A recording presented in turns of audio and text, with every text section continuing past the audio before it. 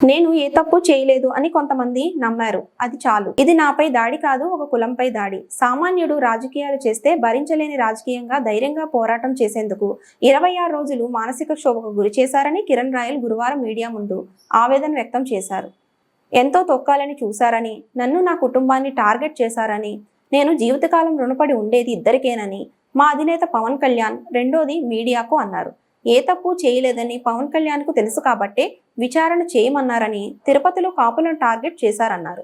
అందుకే నా గొంతు నొక్కి అనగదొక్కే ప్రయత్నం చేశారని, నేను తప్పు చేయలేదని కొందరు నమ్మారు. అది చాలన్నారు. నేను మొండివాడిని కాబట్టి నిలదొక్కుని తప్పు చేయలేదని బయటకు వచ్చానని కిరణ్ స్పష్టం చేశారు. నాపై జరిగిన కుట్రలో ఉన్న వారందరి జాతకాలు నా వద్ద ఉన్నాయని, సాక్ష్యాలతో అన్నీ మా అధినేత పవన్ కళ్యాణ్ వద్ద ఉంచుతానన్నారు. లక్ష్మీరెడ్డితో ఉన్నది ఆర్థిక లావాదేవీలు మాత్రమేనని, ఒక మహిళను రాజకీయాల్లోకి లాగి అనేక రకాలుగా హింసకు గురి చేశారని కిరణ్ రాయల్ వాపోయారు. నా మీద ఎలా ఒక మనిషిని ఎలా తొక్కాలో, ఒక మనిషిని ఎలా ఇబ్బంది పెట్టాలో, ఒక మనిషిని ఎలా చంపేయాలో మానసికంగా అన్నీ చేశారు నా మీద. నిజంగానే నేను ఆ రోజు నుంచి ఈరోజు ఒకటే చెప్తున్నా, ఇద్దరికి మాత్రం నా జీవితాంతం రుణపడి ఉంటా. ఇద్దరికే జీవితాంతం రుణపడి ఉంటా. వాళ్ళకి నేను చచ్చే వరకు కూడా రుణం తీర్చుకోలేనంత రుణం చేయలేనేమో. వాళ్ళిద్దరిలో ఒకరు వచ్చి మా అధినేత పవన్ కళ్యాణ్ గారు. తప్పు చేయలేదు వాడు, పక్కన పెట్టండి, విచారణ వివరణ కోరిన తర్వాత తీసుకుందామని చెప్పి పవన్ కళ్యాణ్ గారు ఆ రోజు, అంటే వాస్తవాలు తెలియాలి, ఒక ఆరోపణ వచ్చినప్పుడు ఆ ఆరోపణలు వాస్తవాలుగా తెలుసుకోవాలని చెప్పి పవన్ కళ్యాణ్ గారు నన్ను నమ్మారు. రెండోది మీరు మీడియా. నేను తప్పు చేశాను లేదు మీకు అందరికీ కూడా తెలుసు. మీరందరూ కూడా 20 సంవత్సరాలుగా చూస్తున్నారు ఈ తిరుపతిలో. మీడియా, పత్రికా విలేకరు ప్రతి ఒక్కరికి కూడా పాదాభివందనాలు తెలియజేస్తున్నా, ఇంక్లూడింగ్ సాక్షితో సహా. ఎందుకంటే సాక్షిలో కూడా వాళ్ళ యాజమాన్య జీతం కోసం వాళ్ళు పనిచేస్తున్నారు పాపం. కానీ వాళ్ళు కూడా నా మిత్రులే.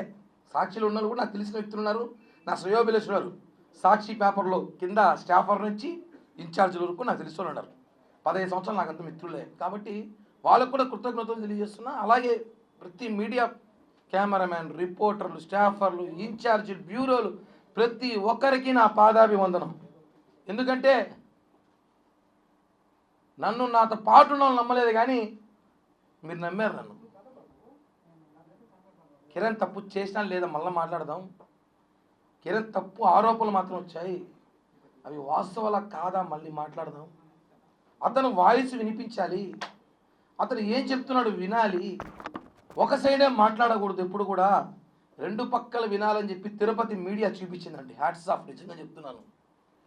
మీరు కానీ లేకపోయి ఉంటే నిజంగా కిరణ్ రాయల్ అనే వ్యక్తి ఈరోజు ఫోటోలు పూలమాలేసి కూర్చునేవాడు. మనము వాస్తవం చెప్తున్నా, అంత ఇబ్బంది పెట్టారు నన్ను మానసికంగా, నా కుటుంబాన్ని, నా చిన్న పాపని, కులాన్ని. 20 సంవత్సరాల తిరుపతి రాజకీయాల్లో కిరణ్ రాయల్ అనేవాడు మాత్రం బలిజోడు. మొన్న వచ్చేసరికి సమస్య వచ్చేసరికి కిరణ్ రాయల్ బలిజోడు కాదని చెప్పి వైసీపీ నేతలు మాట్లాడటం. ఎన్ని విధాలుగా వ్యాపారాలు అంటాడు, ఒకడు రకరకాలుగా అంటాడు. నేను ఒకటి అడుగుతున్నాను, తిరుపతి ప్రజలు కూడా తెలుసుకోవాలి విషయం ఏమంటే, ఒక సామాన్యుడు రాజకీయాలు తిరుపతిలో చేయకూడదా? అబ్బా కొడుకులు, మామ అల్లుళ్ళు, బావ బామర్దులు, అత్త అల్లుళ్ళు రాజకీయాలు చేయాలి. ఒక సామాన్యుడు ఒక రోడ్డు పైన వ్యాపారం చేసుకున్నాడు కావచ్చు, ఏదో వ్యాపారం చేసుకున్నాడు కావచ్చు, చిన్నపాటి ఉద్యోగస్తుడు కావచ్చు, వాడు రాజకీయాలు చేయకూడదని చెప్పి చరిత్రాంగ రాజ్యాంగం చెప్పండి రా బాబు, రాజకీయాలు ఆపేసి వ్యాపారాలు చేసుకుంటాం. రాజకీయాలు చేయని ఖర్చుతో వస్తే మానసికంగా మనిషిని తొక్కుతారా? అంటే మీరు చేసింది ఆరోపణలో కుట్ర కిరణ్ రాయల్ మీద కాదు, ఒక కులం మీద. తిరుపతిలో కాపులు ఎదగకూడదా? అంటే ఏంటి? గత ఎన్నికల్లో 63,000తో మేము గెలిపించినామని చెప్పి తిరుపతిలో కాపులు ఎవరైతే లీడింగ్లో ఉన్నారో, పవర్ఫుల్గా ఉన్నారో, ఎవరైతే జనంలో ఉంటారో వాళ్ళని ఒక్కొక్కటిగా తొక్కాలని చెప్పి మీరు చూస్తారండి, రకరకాలుగా ప్రయత్నాలు చేస్తున్నారు. అంటే ఎట్ట అగ్రకులాలలో మేము కాపులు ఉండకూడదా, రాజకీయాల్లో కాపులు ఉండకూడదా, బలిజలు ఉండకూడదా, ఉంటే వాడిని ఏ విధంగా తొక్కాలే ప్రయత్నం చేస్తారా?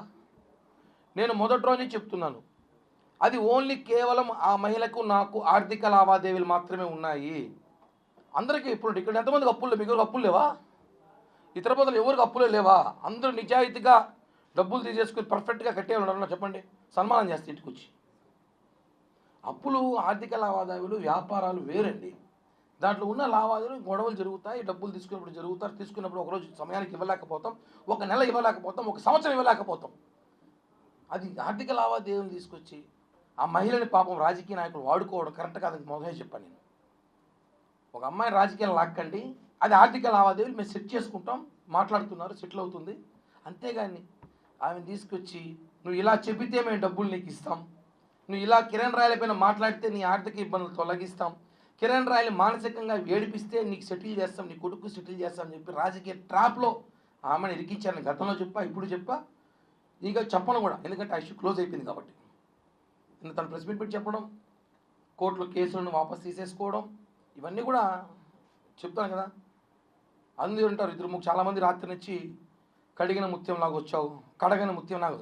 నేనైతే ముత్యమే, కడిగారు లేదో నాకు తెలీదు, నేనైతే ముత్యమే.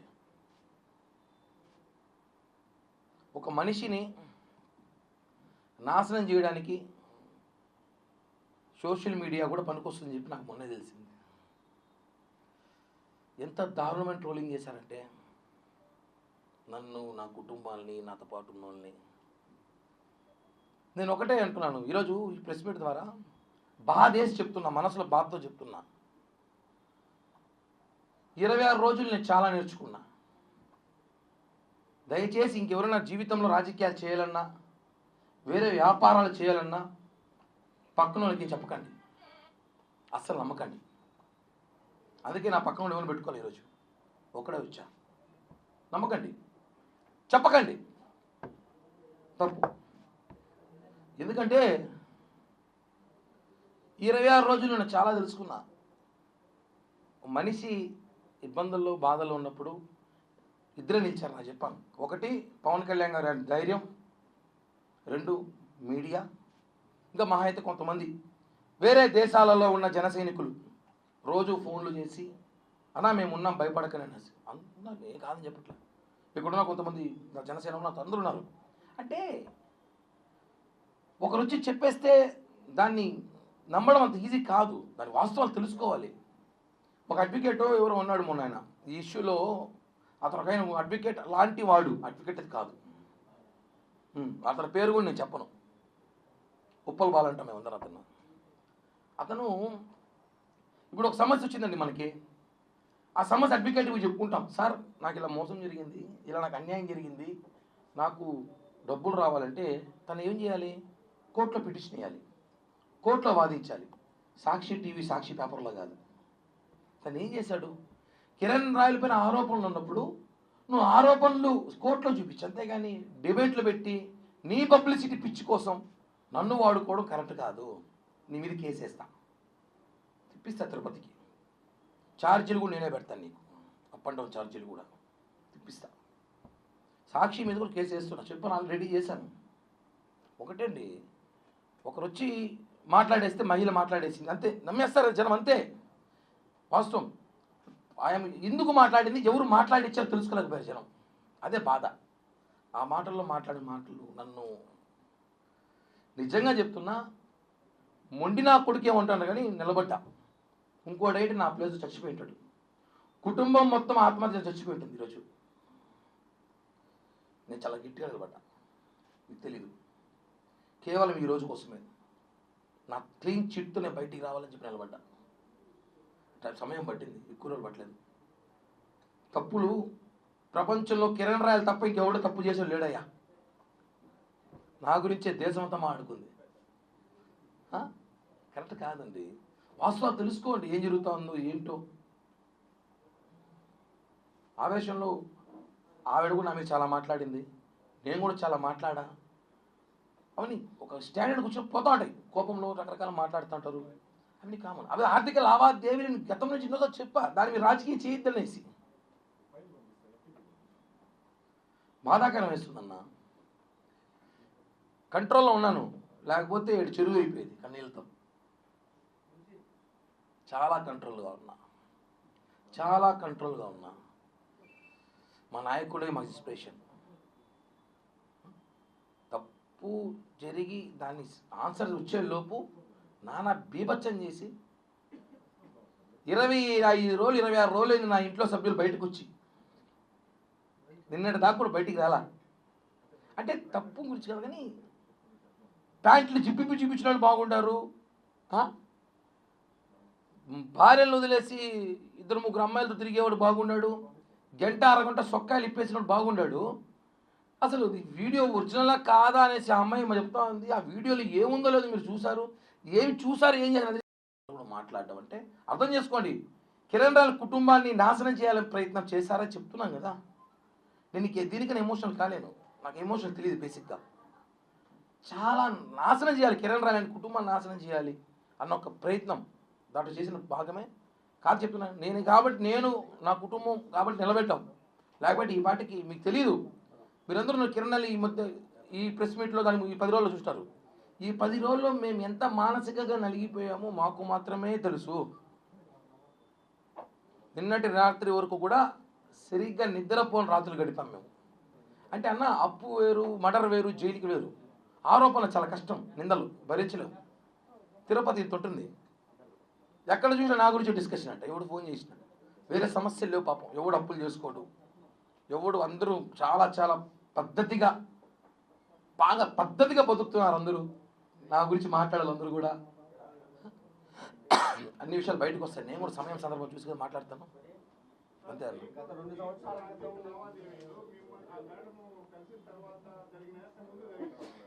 ఏదన్నా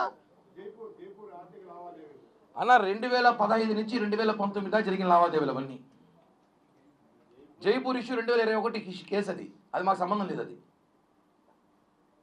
అది మాకు సంబంధం లేదు.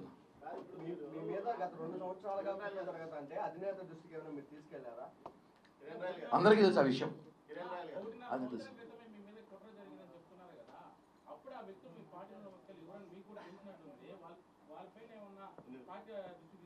అలా ఇప్పుడు నేను నీ పేరు చెప్తే అంటే నమ్మరు కదా, బయటకు వచ్చాక నమ్ముతారు. ఇప్పుడు నమ్ముతారు.